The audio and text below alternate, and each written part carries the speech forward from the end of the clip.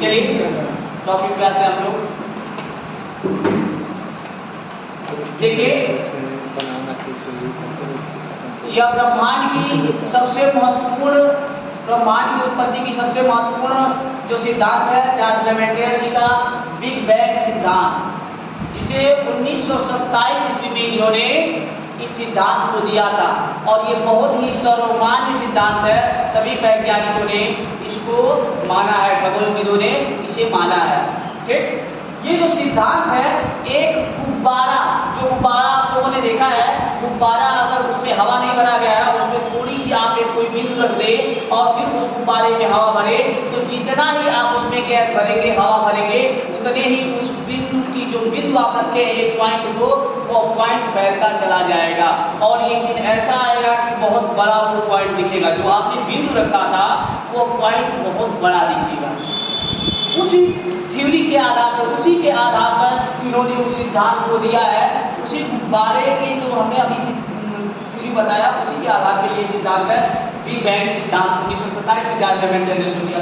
उन्होंने कहा कि एक विलक्षण बिंदु है, एक बिंदु था, एक पॉइंट था, एक पॉइंट, और ये पॉइंट जो है ना, कुछ समय बाद मतलब ये सब इतनी जो घटनाएं हुई है, यहाँ से यहाँ तक की जो घटनाएं हुई है, ये 1 सेकेंड की है। कितने? 1 सेकेंड की।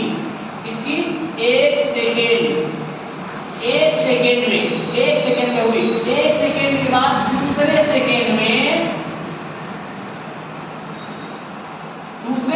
में ये घटनाएं होंगी।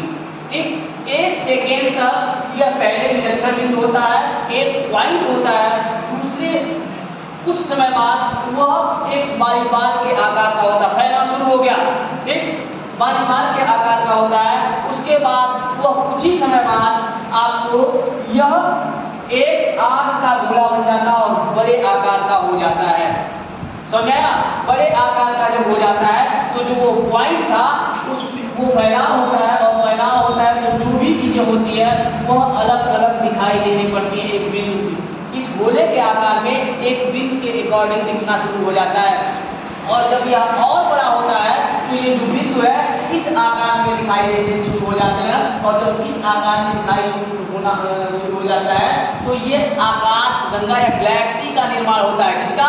गैलेक्सी है, ये बड़े होते हैं तो ये आकाश गंगा या आकाश गंगा का निर्माण होता है। और जब आकाश गंगा का निर्माण होता है तो अभी तो नजदीक आपको दिख रहे हैं, किंतु और बड़ा होने पे कुछ समय बाद यह इस तरीके से दूर दूर दिखाई देना शुरू हो जाता है। और जब दूर दूर दिखाई देना, देखिए यहाँ पे गैपिंग ज़्यादा है ना, और जब गैपिंग ज़्यादा है तो ये भी यही मंदाकिनी, यही आकाश गंगा, यह मिल्की वे ही है, यही आकाश गंगा यहाँ पे कन्वर्ट होता है, ये बड़े आकार में होता है। और इस बड़े आकार के आकाश गंगा में, ठीक ना, कई तारे होते हैं, सौरमंडल, कई सौरमंडल होता है।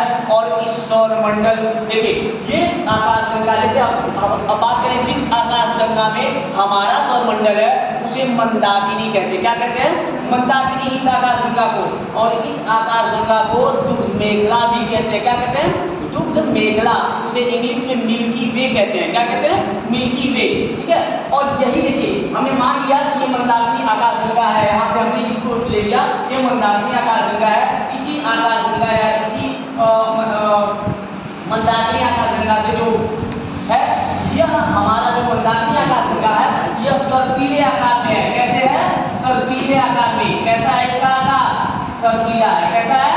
सर्पीला। ये दिमाग में रखिएगा, हमारे आकाश गंगा जिसमें हमारा सौरमंडल स्थित है वह सर्पीले आकार का। कई बार पूछा गया कि मंदाकिनी आकाश गंगा जो मिल्की वे है जिसमें हमारा सौरमंडल है, वो उसका आकार कैसा है? तो सर्पीला है। कैसा है? सर्पीला।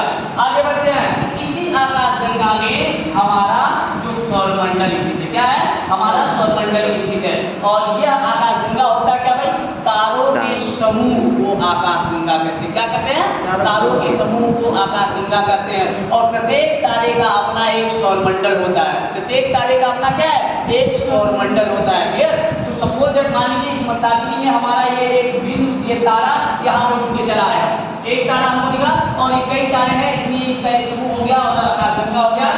ठीक। और यह आकाशगंगा से एक तारा को हमने ले लिया यहाँ पे सूर्य को, किसको ले लिया, एक तारा सूर्य को, और इस सूर्य के किनारे किनारे जो ग्रह घूम रहे हैं, बड़े पिंड घूम रहे हैं, यही आपके ग्रह हो गए, क्या हो गए, ग्रह। और इससे जो निर्मित आकृति है उसे सौरमंडल कहते हैं, क्या कहते हैं, सौरमंडल। किंतु यही प्रक्रिया आगे बढ़ती है कि और बड़ा जब वह होता है, ठीक, तो आपका ये सौरमंडल बनता है, और सौरमंडल से वो सूर्य के आकार, सूर्य का जो प्रमुख ग्रह होते हैं वो सूर्य के ग्रह बन जाते हैं। और इसी एक ग्रह में ये बड़ा होता है, जब ये ग्रह बड़ा होता है तो उससे ये आपका ये उपग्रह बनता है, क्या, उपग्रह। मान लीजिए पृथ्वी है और पृथ्वी का उपग्रह कौन, चंद्रमा। और ये चंद्रमा की प्रकृति यही होगी कि चंद्रमा भी जब बढ़ेगा तो उससे जो रहेंगे उसमें आपके लिए क्षुद्र ग्रह दिखाई देंगे, क्या दिखाई देंगे, क्षुद्र ग्रह, पौधे ग्रह, या जो भी आपके अन्य भौगोलिक। मान लीजिए नष्ट होगा तो उस पर चंद्रमा पर जाकर रहेंगे तो जी, मान लीजिए पृथ्वी नष्ट होगा चंद्रमा पर जाएंगे, उसके बाद से एक और निर्माण होगा। कहने का मकसद एक ही है कि यह जो सिद्धांत है एकदम गुब्बारे में, जब गैस जो गुब्बारे में आपने बिंदु बनाया है उसी गैस के आकार में वो जो बिंदु है, आप जितने ही गुब्बारे को भरेंगे आप देखते हैं वो फैलता जाता है, और उसी आकार में विलक्षण बिंदु बड़ा वालीबाल के आकार का होता है, वालीबाल के आकार के बाद आपका आकार गोला होता है, जितना ही उसमें गैस भरा जाता है उसको मान लीजिए बिग बैंग थ्योरी। और उसके बाद क्या है, ये जो मंदाकिनियाँ होती है, मंदाकिनियों के बीच में गैपिंग होता है, सौरमंडल आकाशगंगा ही मंदाकिनी होती है, सौरमंडल बनता है एक तारे का, और उसी प्रक्रिया में फिर वो फैलता है आकाशगंगा, सौरमंडल, तो आपके ग्रह बनते हैं, और फिर उनमें फैलाव होता है तो आप ग्रह के बाद आपके उपग्रह बनते हैं, उसके बाद उसमें फैलाव होता है तो आपका क्षुद्र ग्रह बनता है। यही आपके सौरमंडल की बनने की प्रवृत्ति है, जो इस बिग बैंग थ्योरी की। बिग बैंग थ्योरी मतलब बिग मतलब बड़ा, जितना ही बड़ा होता जाएगा उतने ही इन ग्रहों और आकाशगंगा मंदाकिनियों का निर्माण होता जाएगा। क्लियर, समझ में आया कि नहीं समझ में आया?